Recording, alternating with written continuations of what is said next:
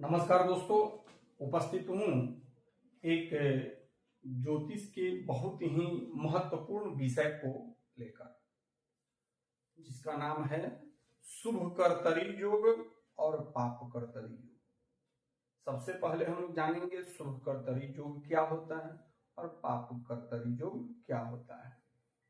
जब किसी भी भाव के दोनों तरफ अगर शुभ ग्रह हो तो शुभ कर्तरी, और अगर पाप ग्रह हो तो पाप कर्तरी योग बनता है। केवल कुंडली के भाव ही नहीं, अगर किसी शुभ ग्रह के भी दोनों तरफ से अगर दो ठो पाप ग्रह बैठा हो तो वह भी जो शुभ ग्रह हो अपने शुभता में कमी ला देता है। तो आइए पहले हम लोग देखते हैं कि ये शुभ कर्तरी योग और पाप कर्तरी योग बनता किस तरह से। यह भाव हम दर्शित करें, यह मेष से लग्न नहीं है, यह भाव है 1 2 3 4 5 6 7 8 9 10 11 12 भाव है। अब यहाँ पर अगर हमें देखना है कि इस भाव में यह लग्न भाव हुआ, अगर लग्न भाव में शुभ कर्तरी योग और पाप कर्तरी योग किस तरह से, यह दोनों भाव, दूसरा भाव और 12वां भाव, इसमें अगर कोई पाप ग्रह है बैठा हुआ है तो यह पाप कर्तरी योग, और शुभ ग्रह बैठा हुआ है तो शुभ कर्तरी योग बनाता है।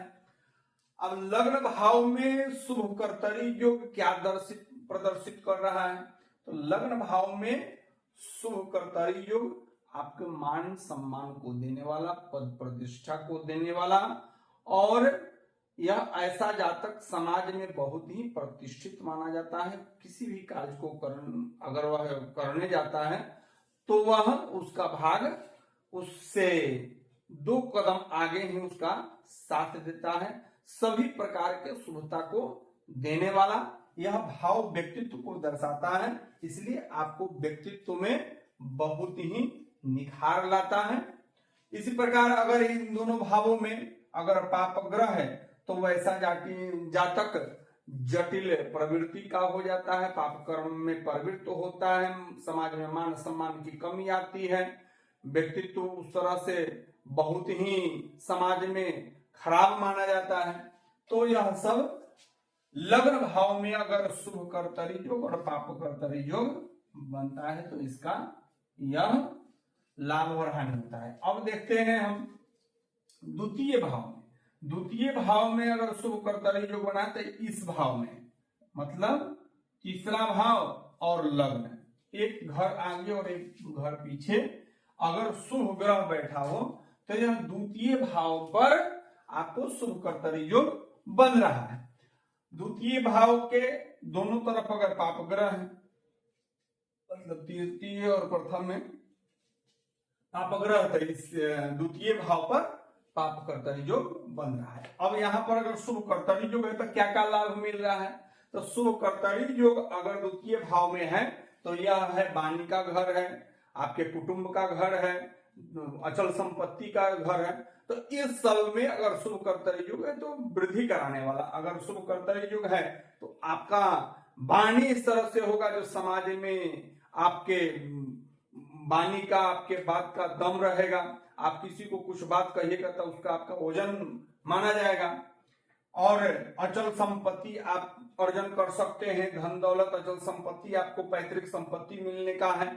यह सब आपके अपने कुटुंबों में बहुत आपका सम्मान बढ़ाता है। और वही अगर यहाँ पर अगर दोनों तरफ अगर पापग्रह है, पापकर्तरी योग में अगर द्वितीय भाव है तो अचल संपत्ति में परेशानी होगी, वाणी में परेशानी होगी, आप धन संपत्ति अगर अर्जन कर रहे हैं उस समय परेशानी हो सकती है। यही अगर तृतीय भाव में अगर शुभ कर्तरी और पाप कर्तरी बना रहे हैं तो उसके लिए आपको द्वितीय भाव में शुभ ग्रह या पाप ग्रह होना जरूरत है। अब इसमें अगर शुभ ग्रह है तो यह शुभ कर्तरी है, तृतीय भाव में है, साहस का है, तो यह शुभ कर्तरी योग में है तो साहस को बढ़ाने वाला होगा। आपको जो भाई बहन है उनसे आपको ज्यादा मान सम्मान और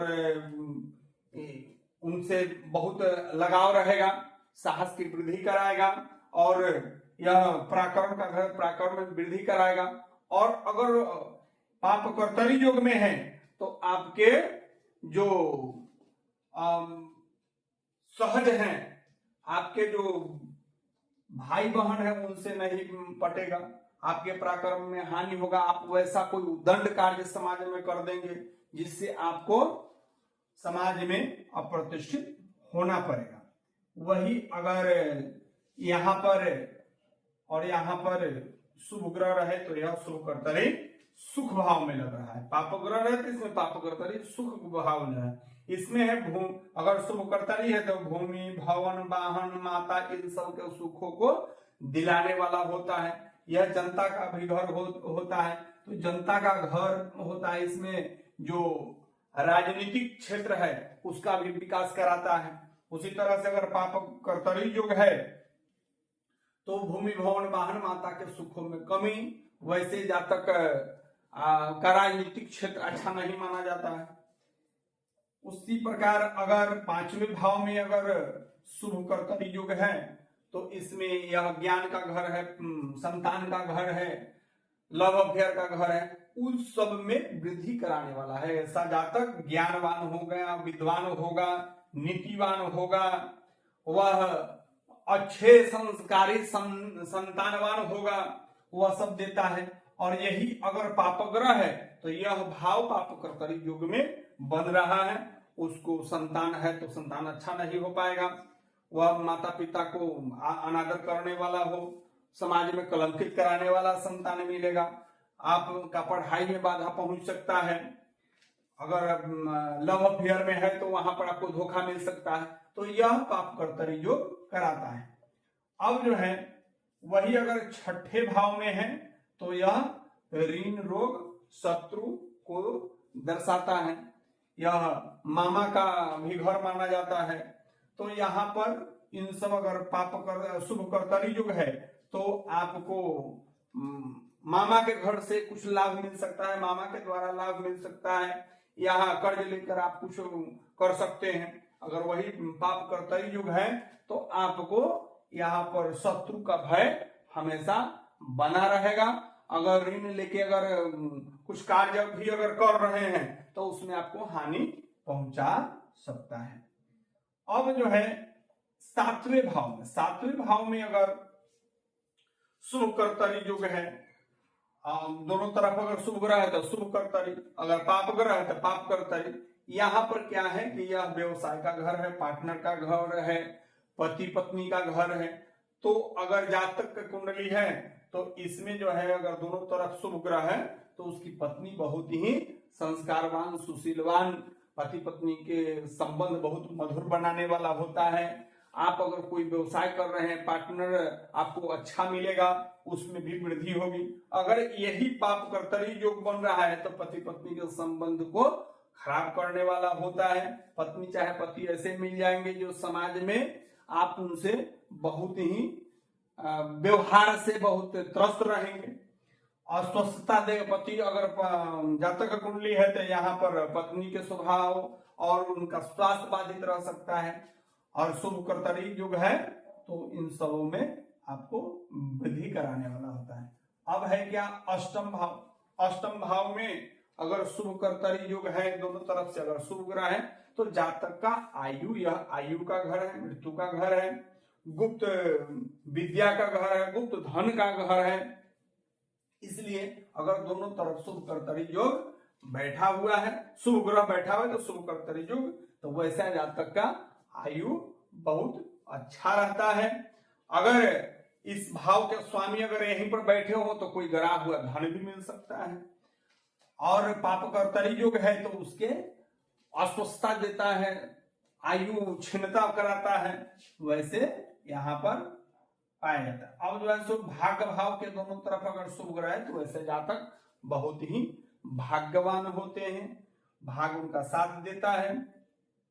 अगर धर्म में रुचि रखाता है, वही है यहाँ पर अगर पापग्रह है तो भाग्य में जो वृद्धि कराने वाला था उसको ह्रास कराने वाला होगा, धर्म में रुचि नहीं रखने वाला होगा।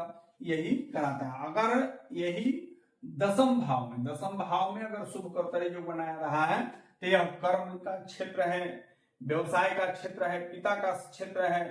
तो यह कर्म के क्षेत्र में आपको अगर शुभ कर्तरी योग लगाए तो यहाँ पर आपको कर्म के क्षेत्र में अनेक प्रकार के समाज में ये भी मान सम्मान का भी घर होता है, समाज में मान सम्मान दिलवाने वाला, कर्म क्षेत्र में वृद्धि कराने वाला अनेकों कर्म क्षेत्र आपका हो सकता है।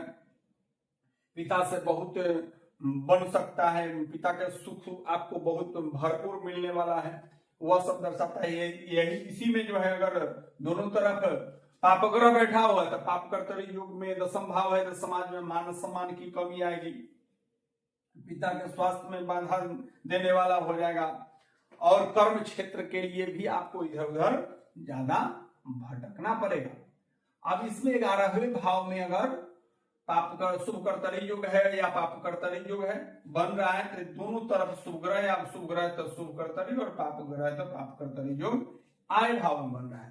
तो यह अगर शुभ कर्तरी योग है तो यह आय का घर है, यह बड़े भाई बहन का घर है, तो उन सबों में आय में वृद्धि कराने वाला होगा। बड़े भाई बहन से आपको अच्छा लगाव रहेगा। ये सब अगर पाप कर्तरी योग है तो इन सबों में आपको बड़े भाई बहन से आपको नहीं बनने देगा। आय के लिए आपको ज्यादा परिश्रम करना पड़ेगा। अगर आय है तो उससे ज्यादा आपको व्यय भाव में ग्रह रहेगा, व्यय भी अधिक करा देगा। और यहाँ पर अब है यह व्यय भाव, व्यय भाव है यह। व्यय भाव में अगर शुभ कर्तरी योग है तो अगर आप यह खर्चा का घर है, यह विदेश का घर है, यह हॉस्पिटल हाउस है, शुभ ग्रह है तो इन सबों में कमी लाएगा। यहाँ पर अगर खर्चा भी अगर होगा तो अच्छे कार्य में खर्चा कराएगा। अगर वही अगर पाप कर्तरी योग है तो इसमें आपको गलत कार्यों में खर्चा करा सकता है। यह रहा आपको शुभ कर्तरी और पाप कर्तरी योग।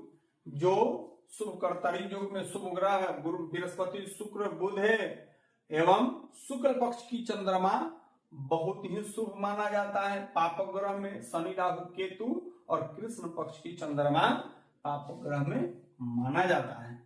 तो आशा करता हूं कि आप लोग शुभ कर्तरी और पाप कर्तरी ग्रह योग को समझ गए होंगे।